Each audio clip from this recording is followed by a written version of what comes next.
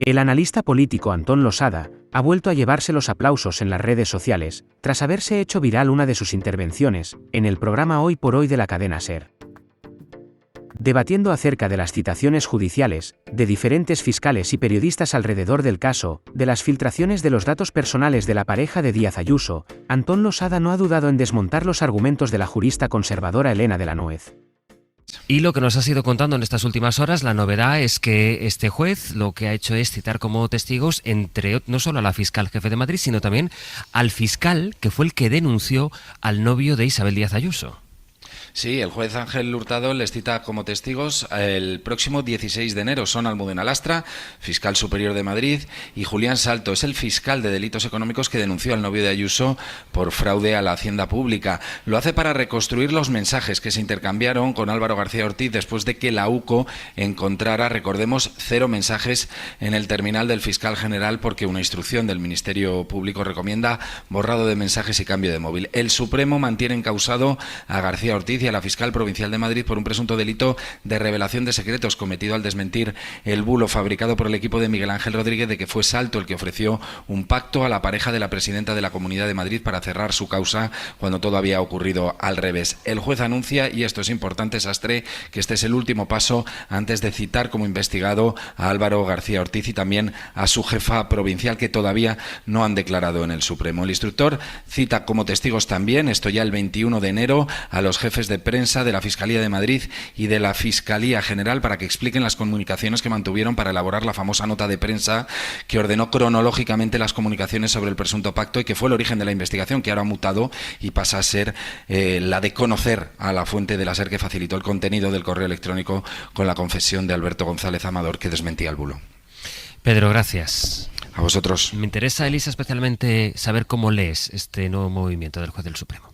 Me parece absolutamente razonable y además prudente, porque, como bien decís, digamos, al final, quien tiene que declarar, lógicamente, es el fiscal general, que, como también es lógico, puede decidir no decir nada o, por supuesto, no declarar contra sí mismo. Es decir, que es perfectamente razonable que ahora, digamos, el instructor quiera saber, en base a, digamos, esos testigos, pues realmente qué ocurrió. Por tanto, digamos, como línea de investigación, más allá que nos puede gustar más o menos que se investiguen unas filtraciones y no otras, y estoy de acuerdo en que, para mí, toda filtración es gravísima, es decir, que todas deberían investigarse, pero que me parece que sigue la lógica de intentar saber qué ha ocurrido, porque insisto que estas explicaciones... Es que en este caso, lo hemos comentado otras veces, sí. Elisa, perdona que te interrumpa, sí. En este caso la investigación por la filtración, no por el fraude, el presunto fraude, el que reconoció, sino por la filtración del fiscal general del Estado, que incluyó ese registro de más de 10 horas en su despacho y demás, está siendo muy exhaustiva.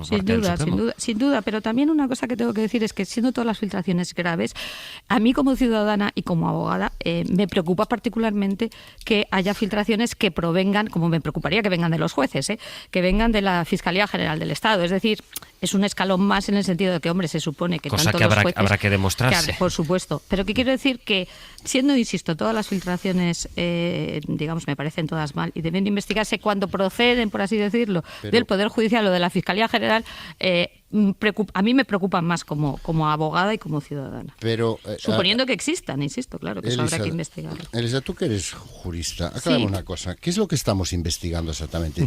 Si se filtraron unos correos horas antes de que se hiciera pública una nota de prensa con el contenido de esos correos. Sí, yo ¿Ese es el hecho penal que motiva 10 horas de registro en el despacho del fiscal yo creo que general del Estado? Lo que se investiga es básicamente dime. No, creo, que es que se producen unas filtraciones en torno a un caso que evidentemente tiene relevancia política y mediática, porque ya sé que no van a filtrar o no se va a filtrar nada que no la tenga. También hay que hacer esa distinción, porque como he dicho varias veces, yo llevo casos y nada se filtra porque evidentemente no le interesa a nadie, e incluso los que le interesa a alguien no se filtra. Pero dicho eso, sí que me parece que el saber efectivamente qué pasó, porque esto tiene una relevancia política y mediática, porque la tiene. Pero no penal. No penal. Penal tendría en su caso, Elisa, el hecho de la filtración. Tendría en su caso unas el hecho horas de la filtración. al día siguiente, unas horas después, o sea, no llega ni a 12 horas, creo. se publicó una nota de prensa, la Fiscalía publicó una nota de prensa que la justicia ya ha dicho que no hay materia penal. Claro, pero ahí. la pregunta no es esa nota de prensa. Entonces, ¿cuál es la pregunta? La pregunta es si eso antes de sacar una nota de prensa, eso se manda, que insisto, un poco lo que está investigando, se manda a determinadas personas o a determinados medios, yo y voy esto a antes de sacar la nota de una prensa. nota de prensa y antes lo filtro. Esa es la secuencia. Yo insisto, es que aquí, es tan absurdo. Pues mira, todo. no lo veo tan absurdo. Y te voy a explicar por qué. Bueno, porque al final aquí lo que se veía claramente era un uso político y mediático de esa filtración. Lo que se veía claramente es que la Fiscalía General del Estado cumplió su deber y ejerció su derecho de desmentir una mentira. Bueno, a ver, porque una de las informaciones, una de las deberes que tiene la Fiscalía General del Estado es velar por el interés general y la veracidad.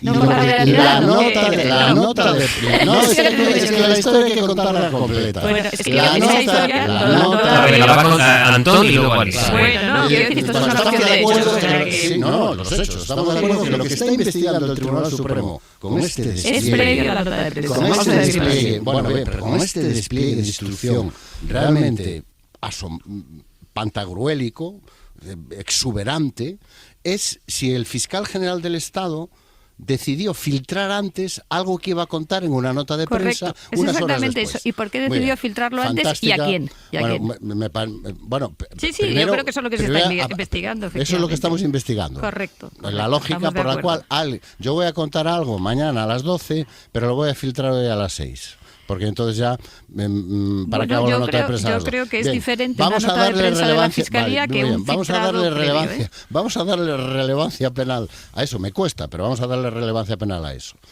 Contemos la historia como fue. Sí, estoy de acuerdo. Hay pero lo que se fijan es la parte previa, que es revelado. Hay un primer secreto que es revelado, ¿sí? Paradójicamente desde la Comunidad de Madrid.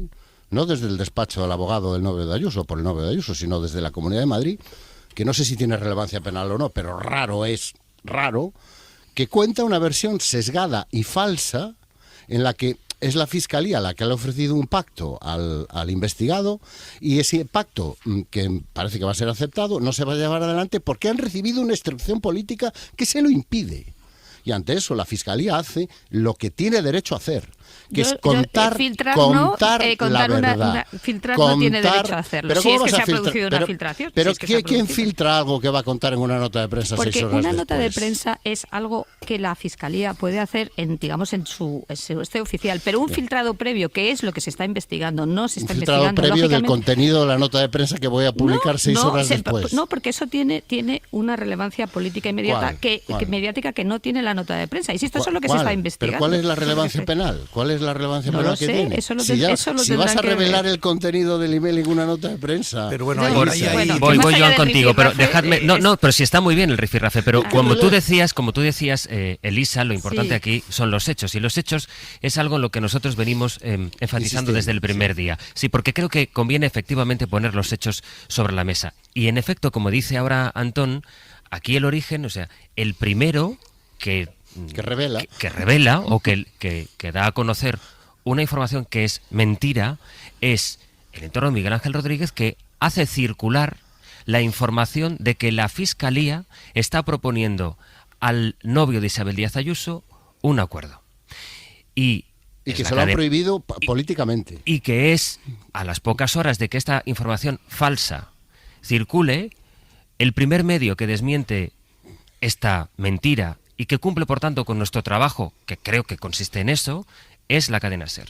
Que contamos aquella noche que es al revés, que es el abogado del novio de Ayuso en el que, en un correo, reconoce los delitos de fraude. Si eso está y luego, bien, si eso está perfecto, nadie dice a que partir de aquí, lo que ocurre después es que se produce una investigación que, como tú dices, de todas las filtraciones que hay, pues llama la atención lo exhaustivo de la investigación del Supremo contra el fiscal general del Estado, el que tiene imputado, y ya resolverá la justicia si hay o no responsabilidad del fiscal general del Estado, y de pronto ocurre que se gira la torna y el debate público que hay en torno a este asunto gira en torno a la posible filtración del fiscal general del Estado, que no es ya, Elisa, que esto despiste, es decir, hay alguien que controla mucho en esto de la comunicación porque ha sabido hacer que se hable apenas del fraude que reconoció. Yo creo que sí se el novio de Isabel Díaz Ayuso. Yo creo que sí se sigue hablando del fraude. Si quieres por ir a los hechos,